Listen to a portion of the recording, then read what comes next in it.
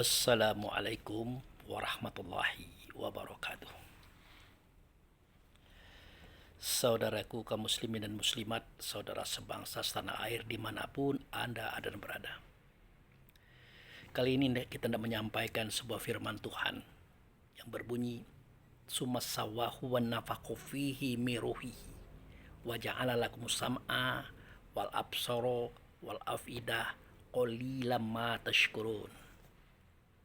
Artinya, seketika batang tubuh itu terjadi dalam kandungan emaknya, maka disempurnakanlah batang tubuh itu dengan cara meniupkan ruhnya ke dalam tubuh tersebut. Tiba-tiba terjadilah pendengaran, penglihatan, perasaan. Namun sayang, 1000 kali sayang, manusia itu sedikit sekali yang berterima kasih atau bersyukur. Nah, yang hendak kita ceritakan adalah ruhullah yang ditiupkan itu. Itulah yang sering kita katakan roh atau diri kita yang sebenar diri. Dia adalah nur, dia adalah cahaya, dia dipari di dalam hati. Nah, seketika masuk dia ke dalam hati, maka dia memancar. Cahaya tadi, dia memancar. Nah, pancaran itu menyentuh saraf telinga, maka telinga bisa mendengar. Pancaran itu menyentuh saraf mata, maka mata bisa melihat. Pancaran itu menyentuh saraf hati dan otak, maka dia bisa merasa dan bisa berpikir. Nah, itulah keajaiban yang terjadi pada diri setiap insan. Nah, seketika insan tadi atau manusia tadi bisa mendengar, bisa melihat, bisa mencium, bisa merasa, bisa berpikir, bisa bergerak, itu normal.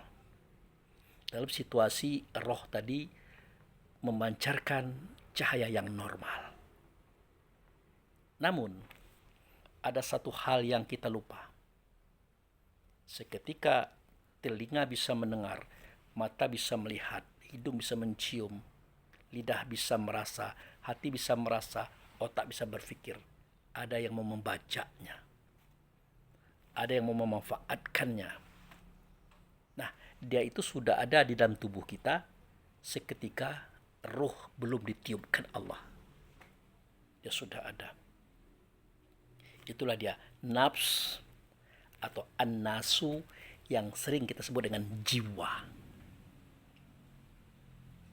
Nah, jiwa ini terbuat dari 4 anasir. Ada namanya anasir angin, namanya roh rehan. Dia roh juga, namanya roh rehan. Sifatnya pantang kelintasan. Tidak mau melihat orang maju, orang lebih, orang sukses. Timbul rasa sakit di hatinya. Timbul iri dengkinya. Itu dia. Nah, kemudian jiwa tadi terbuat dari anasir air yang disebut dengan roh rahmani. Sifatnya itu pantang kerendahan. Dia ingin selalu bagus, selalu bersih, selalu tinggi, selalu paling hebat, segala-galanya dia itu. Nah, sifatnya itu pantang kerendahan. Nah, itu. Kemudian jiwa itu terbuat daripada anasir tanah.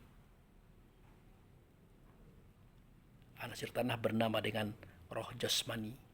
Sifatnya itu rakus, pantang kekurangan. Maunya dapat lagi, dapat lagi, dapat lagi. Kemudian jiwa tadi terbuat dari anasir api. Namanya roh idafi. Sifatnya pantang tersinggung dan tidak mau kalah. Jadi 4 anasir yang menjadi terciptanya jiwa inilah ingin membajak, ingin menguasai pendengaran, ingin menguasai penglihatan, penciuman, perasaan, pemikiran dan perbuatan kita. Otomatis mau ataupun tak mau, mereka pasti dominan kalau tidak kita ketahui rahasianya. Nah, terkadang saudara kita sering meminta dalil, data-data otentik tertulis tentang cerita ini. Tetapi kita mengabaikan pengalaman sehari-hari terjadi pada diri kita. Betapa kita sering melihat orang sukses, berhasil, ada rasa tidak enak di hati. Ada rasa iri dan dengki. Itu realnya itu. Kemudian pengalaman sehari-hari, kita merasakan pantang kerendahan, maunya kita tinggi, maunya kita hebat dari segala-galanya. Itulah yang memicu kenapa orang sering berhutang, mencari jalan keluar untuk mendapatkan agar dia tinggi, agar dia hebat, agar dia paling wah. Dan itulah sumber korupsi.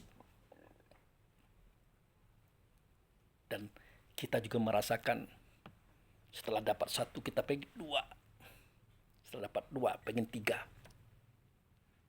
Bahkan kadang-kadang kita tidak mau tahu ini punya orang atau siapa, kita ambil juga karena kita ingin dapat lebih. Ada dalam pengalaman hidup kita sehari-hari itu. Nah, kita juga merasakan gampang tersinggung. Terasa di sini ketersinggungan. Dan jika kita sudah memflorkan ketersinggungan itu, kita tidak mau kalah. Jadi para aulia dan ambia, kalau dia berbicara tentang pengalaman hidup dia secara kerohanian, dia tidak menggunakan tulisan,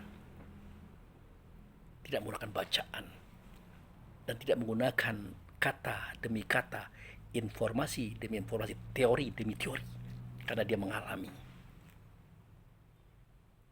Nah, disinilah mereka itu menyusun konsep. Kita harus kenali itu keempat anasir tadi, anasir angin, anasir air, anasir tanah, anasir api. Kita harus pahami itu. Dia ingin membaca fungsi daripada nur yang dipancarkan dari hati tadi. Ingin membaca pendengaran, penglihatan, penciuman, perasaan, pemikiran, perbuatan. Nah, ini yang perlu kita pahami. Dari sinilah munculnya aturan Tuhan, hukum Tuhan, ketentuan Tuhan buat kita melakukan pendengaran, penglihatan, penciuman, perkataan, perasaan, pemikiran. Nah, dituangkanlah ini oleh Allah kepada Rasul via Nabi. Ada dianya di dalam kitab Quran dan hadis.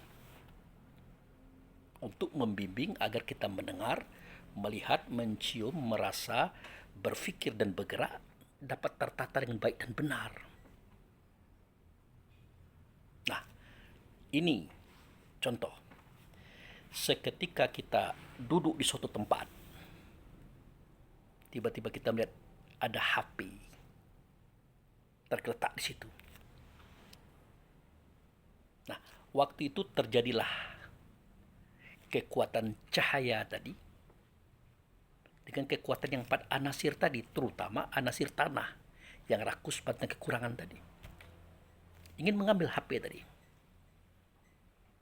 Nah, kekuatan nur atau cahaya daripada Allah yang ruh tadi, dia mengatakan ini punya orang, bukan punya saya, ini harus dikembalikan. Maka dia mulai menguli nomor-nomor. Dia menyampaikan informasi kepada nomor siapapun, terutama nomor terdekat yang dia kira. Misalnya ada nama ayah, ibu, adik, kakak. Nah, dia coba menelpon orang ini. Dia katakan bahwa HP ini ada di tangan saya, alamat saya di situ, di situ, di situ. Silakan ambil. Otomatis orang bersangkutan akan menyampaikan kepada si empu HP tadi bahwa HP Anda didapat oleh seseorang, alamatnya ini. Itu kalau nur atau cahaya batin tadi mampu mengalahkan pengaruh yang empat anasir tadi. Nah, tetapi jika nur atau cahaya yang datang daripada Allah tadi, ruh tadi, dia dibajak, dia dikuasai, dia dikendalikan oleh 4 anasir tadi, terutama anasir tanah, rakus, pantang, kekurangan. Ditambah pula ingin mentereng dan bergaya di hadapan orang, itu anasir air yang pantang kerendahan. Diambilnya. Kan dia tahu semua orang tidak melihatnya. Tapi dia sadar bahwa dia melihatnya. Otomatis Tuhan melihat. Karena dia melihatnya itu dengan penglihatan Tuhan, otomatis Tuhan tahu. Diambilnya. Walaupun dalam batin mengatakan itu bukan punya kamu, kembalikan dong. Tapi suara mereka yang 4 anasir lebih kuat daripada suara nur atau cahaya yang datang daripada Allah tadi. Nur daripada ruh tadi. Akhirnya diambilnya. Dia jual, dia dapat uang, dan dia dapat menyenangkan 4 anasir tadi. Mungkin dia rubah dalam bentuk makanan, pakaian, atau apa sajalah. Nah, inilah problematika kehidupan kita di dalam kehidupan sehari-hari. Selalu berhadapan dengan pro dan kontra, positif dan negatif. Tinggal kita memahami mana yang positif datang daripada Allah, mana yang negatif datang daripada ibu bapa, yang disebut dengan an-nasu atau nafs atau jiwa tadi. Nah, begitu saudara cara kita memahaminya. Maka kenalilah diri kita dan unsur-unsur diri. Yang mendukung kekuatan diri itu adalah Allah dan Rasul. Yang lemahkan kekuatan diri itulah 4 anasir tadi. Anasir angin namanya roh rehan, anasir air namanya roh rahmani, anasir tanah namanya roh jasmani, anasir api namanya roh idafi. Bahkan kita diperintah oleh Allah dan Rasul untuk menguasai dan memimpin dia. Makanya kita dikatakan khalifah. Ini ja'alun fil ardi khalifah. Aku hendak menjadikan di dalam bumi itu khalifah. Nah, bumi itu ini. Di dalamnya ada angin, air, tanah, api. Untuk dikhalifahi. Untuk dididik, dibina, dibimbing, diajak kepada ketuhanan. Kerasulan, kebaikan dan kebenaran, keselamatan. Tetapi jika tidak seperti itu, dia akan menjadi angkara murka, memperalat ruh tadi, nur tadi yang datang daripada Allah tadi, untuk menjadi pelampiasan rasa diri mereka. Mereka yang mana? Mereka yang 4 tadi, yang ada ianya dalam diri kita.